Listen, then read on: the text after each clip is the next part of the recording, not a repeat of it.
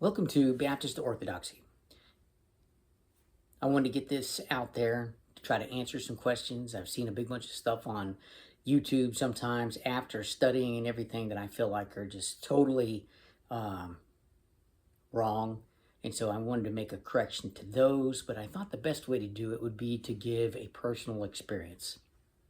Personal stories, number one, they don't feel as manufactured. Number two is, if I do make some sort of mistake, because I'm not claiming to be an expert in anything, it's from the very beginning, I'm telling you, this is my experience, right? This is what I've run into. This is what I've seen. This is how I've interpreted the information that I've found. So that's why I wanted to do it in this format. I don't want to necessarily go after any particular individual out there who's saying one thing or saying another. I just want to be able to go ahead and address the information that I think is accurate. I would love to see any comments. I'll try to get around to those. I'm going to try to put this also on my Facebook page as well as out on YouTube. And but note, I'm not that great at social media, so I don't know how often I'll actually be answering those questions. But if I can get this thing going the way I'd like, I'll try to answer any questions that somebody has, and we'll see where it goes from there. So, background, where did I come from? I started just growing up. I was born into and raised a General Baptist, and probably a Baptist church most people would refer to as charismatic. The focus was on the movement of the Spirit in the church, and not so much the study of the Bible. We did do Bible readings. We had Sunday school in which we read through the Bible, we discussed it, so on and so forth. But so like all the preachers and all the elders of the church, they didn't go off to seminary. They were it's more of a journeyman master apprentice journeyman master type program, in which someone would feel led to move into preaching, and then they'd go ahead and start working with the preachers. And I'm not really sure how they worked it on the inside, if they assigned them to a particular preacher, or if it was just they talked with whatever preachers were at the churches that they were at. Regardless, seminary was not something that was done. Deep dives in understanding the Bible were not necessarily discussed.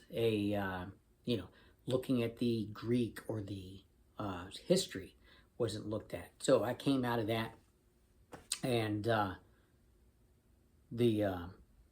and for the longest time, even after I left home, I didn't go to another church, because we were raised being told that all the other churches out there, they're these modern churches. They've got things wrong. They'll lead you astray. So don't go to those. Now then, but I branched out finally and started going to some other churches. But still, I found, I didn't notice it then, but looking back, there wasn't a lot of deep dive on theology as to why certain things were what they were. And then the real turning point for me to get me to start looking and start studying was my second deployment to Iraq. And I was what they call a battle major. So I'm sitting on the floor of the main headquarters, and I was sitting there with another major, and we sat through the entire evening. We had a 12-hour shift, and we would process reports from different locations, and then we would report a summary of what we had processed to the commanding general in the morning, for so that he could start off his day with a basic situation report of what was going on, and then could decide how best he wanted to handle things. That's really beside the point. Bottom line was, me and my partner there, we spent 6 months, 12 hours a day, 7 days a week, hanging out. And he didn't believe. He was not a believer. Great guy, by the name of Roger. Roger, if you ever see this, hey, how's it going? And and I found myself in a position where I was trying to, because he looked at things from a very, he was a lawyer by trade, and he looked at things from a very reason-based, rational-based perspective. And so I felt like if I could show him, you know, and help him make sense of things, that, you know, surely he'd come on over and join the crowd and welcome Jesus into his life, and we'd all be happy. But it didn't work out. I blame myself, because I was ill prepared to make a good defense for what I believed, and it really bothered me. Now then, I did my final salvo was I recommended that he read Mere Christianity, because I figured anything that I can't explain perhaps can be explained in there. And so I was like, here, read this, read this book. I think, it'll help a lot, answer a lot of your questions. And so, we parted ways. Again, I hope everything's going great for Roger, and I hope the book helped him, and I hope he's come to Christ. But I don't know. And when I got home, this really started to bother me. And so then I started wanting to study. My brother's like, well, hey, I've been listening to this guy by the name of Bob Warren, and you ought to give it a try. And so he let me, I forgot if he let me borrow or if he bought me the first set of CDs. They weren't MP4s or anything at the time. They were actual CDs.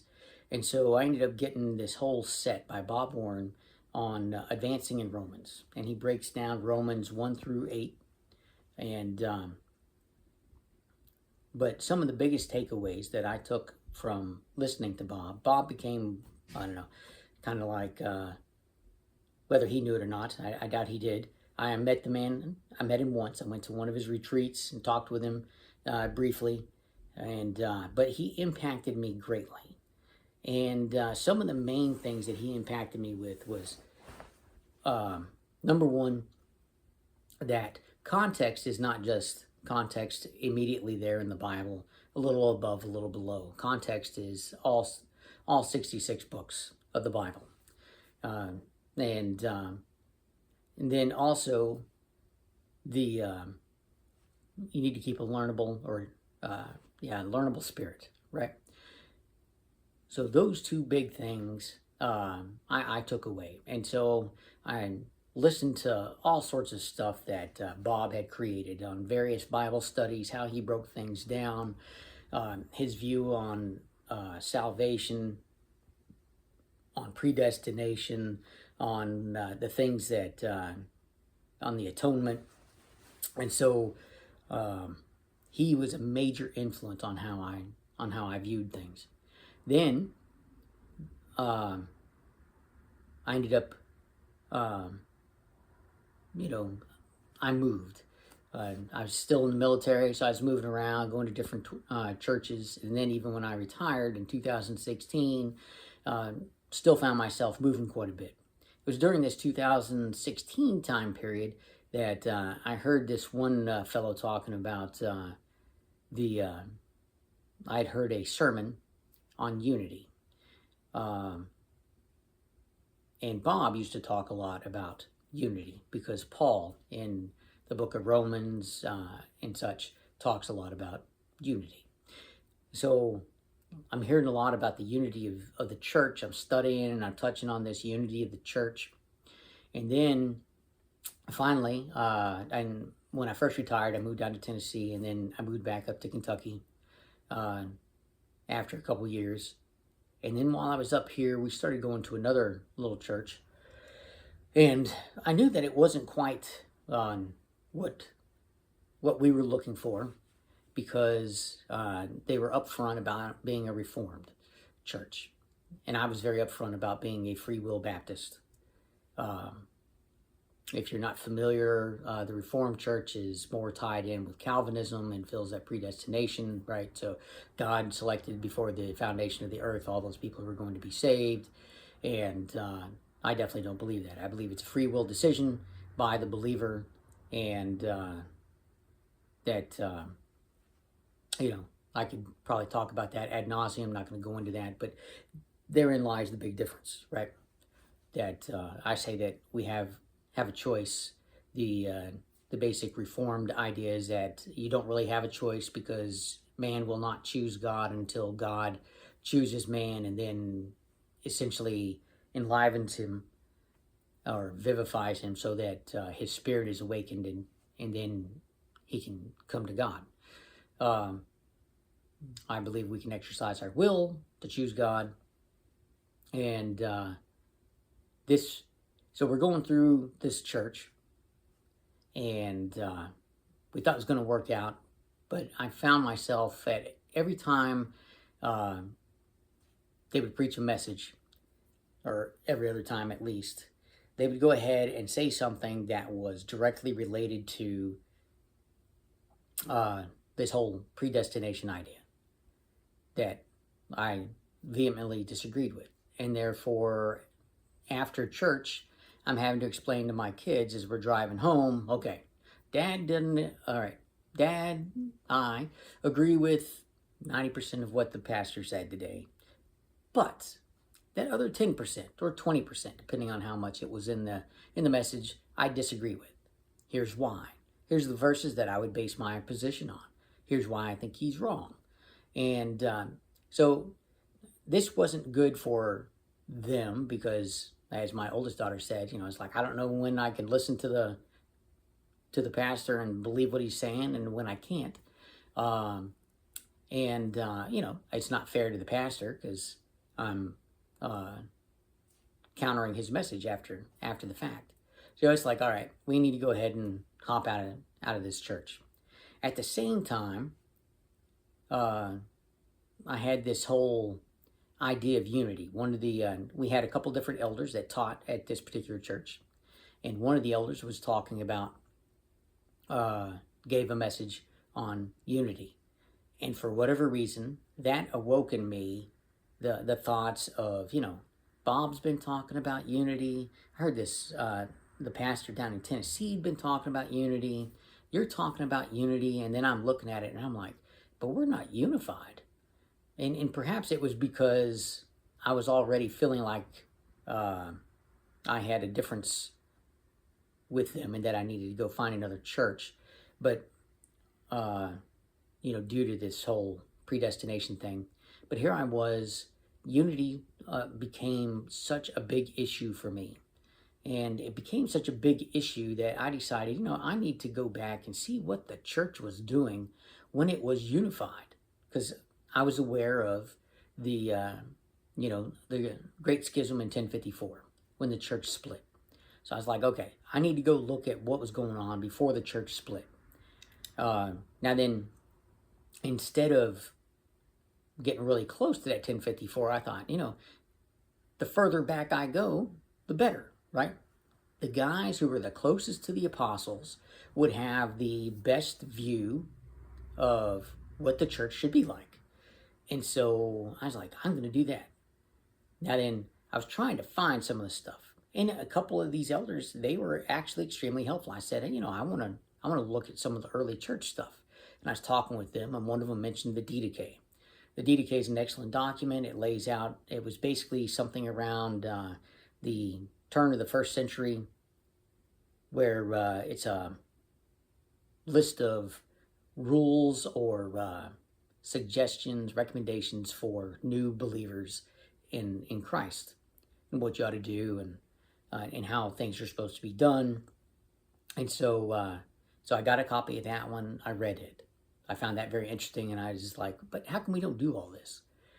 And I was told, it's like, well, because it's not in, some of those things aren't directly in the Bible. I was like, yeah. Now then, looking back on it, it's like, well, no, they're not, but there's several things that aren't in the Bible on the how-to, right? The apostles seem to be more concerned with the big things. And there's a lot of the little things, or how in the world are we going to do this? How are we going to organize ourselves? Actually, you need to be baptized. But how do you do a baptism? They don't talk about that. Different things like that. So these were some questions that were starting to awaken in me. And then I managed to finally find some of these letters from Saint Ignatius. Now, in Saint Ignatius, he was coming out of Antioch. I'm working off the top of my head here, but I believe it was Antioch, and he'd been arrested by the Romans, and he was going to be taken to Rome and handed off to the wild beast to be torn apart. And so, as he's going, he writes 7 different letters to 7 different churches. And as he writes, so I read through these letters, and in his letters, it became very evident that priests were very important, bishops were very important, to the point to where he essentially says that the church is where the bishop is. And I was like, I've never heard that before. And here's somebody writing, I want to say it was right around 80 to 90 AD, maybe a little later. For reference, Peter and Paul are probably martyred somewhere between 66 and 68 AD.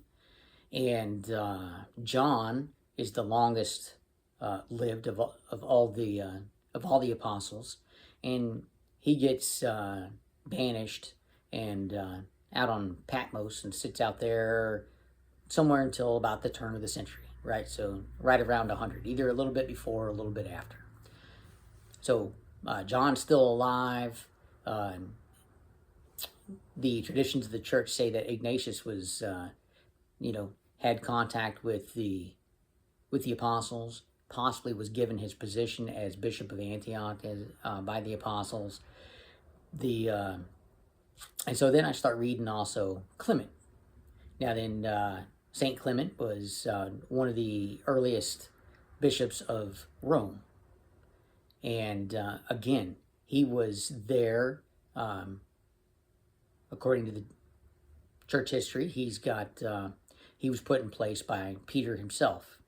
And at one time, it sounds like there may have been 3 different bishops of Rome. Either they were right back to back, or they were handling different parts of the requirement, because perhaps it was such a large church. But either way, Clement was a bishop of Rome, and he wrote First Clement to the Corinthian church because they had done something wrong. They had went ahead and overthrown some of their priests. And so he's writing to them to say, you can't be doing that. That's wrong. And so he goes on to expound on why. So now, at this point, I'm starting to get a little upset and angry, to be honest, because the way I was raised, I can't recall ever being directly told, hey, bishops and priests and everything, that's a creation of the Catholic Church.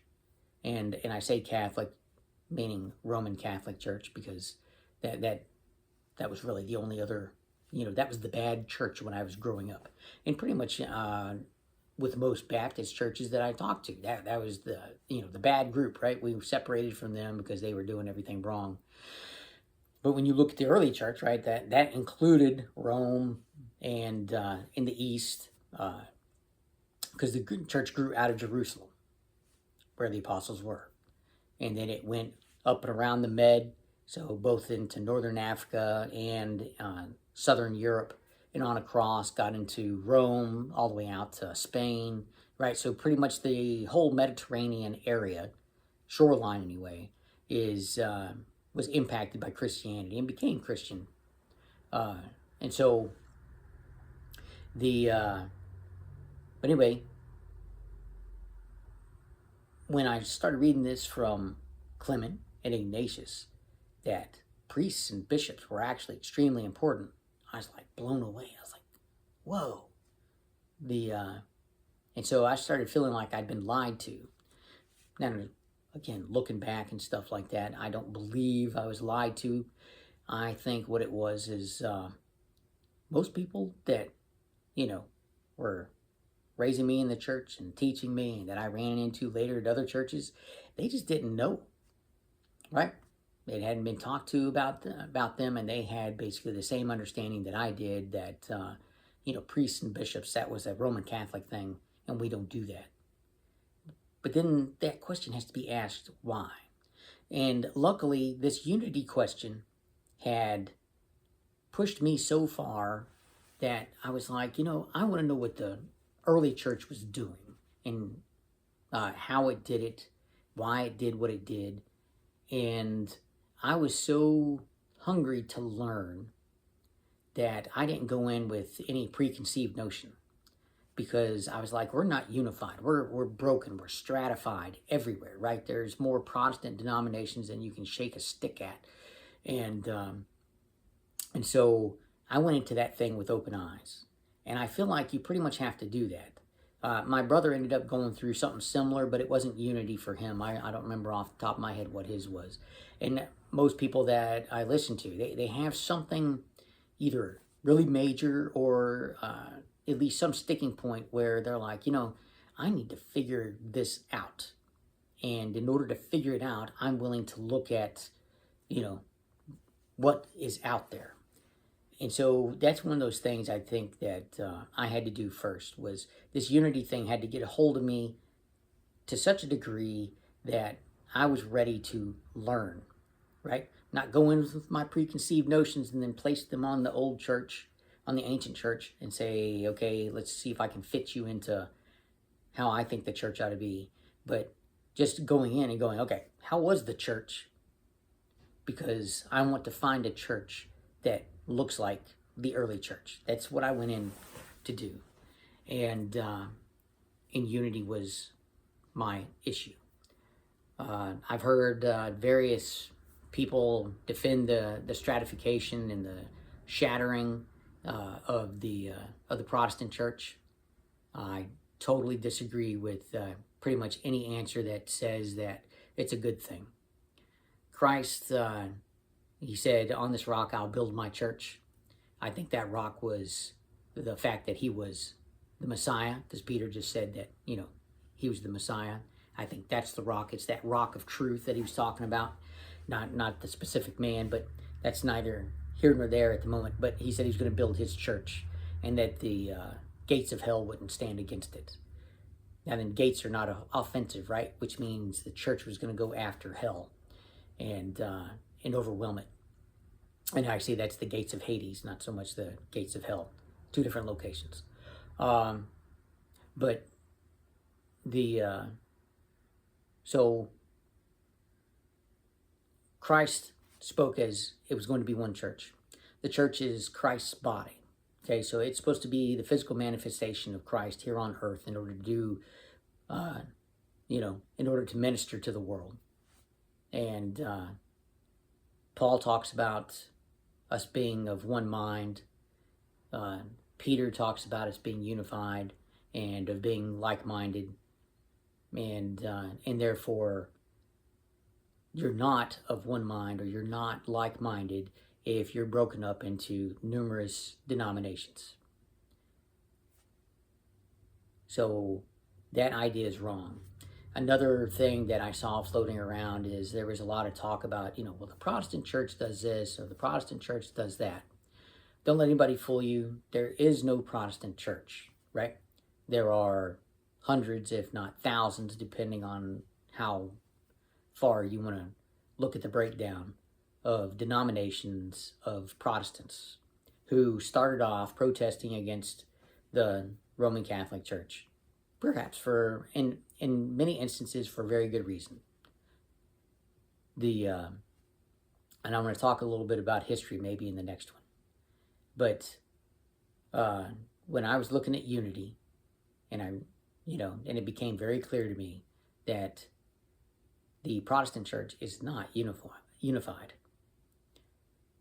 And I wanted to find the original church so I could join the original church and at least be in that church that was started unified, even if it at least broke apart in 1054, And so with my history, when I want to get into, looking at some of the reasons where places where people did break off, and how the main church continued on, to where I found what I think is, obviously I've looked at it and I feel like Eastern Orthodoxy is the continuation of the original church, and that's why I started moving towards them.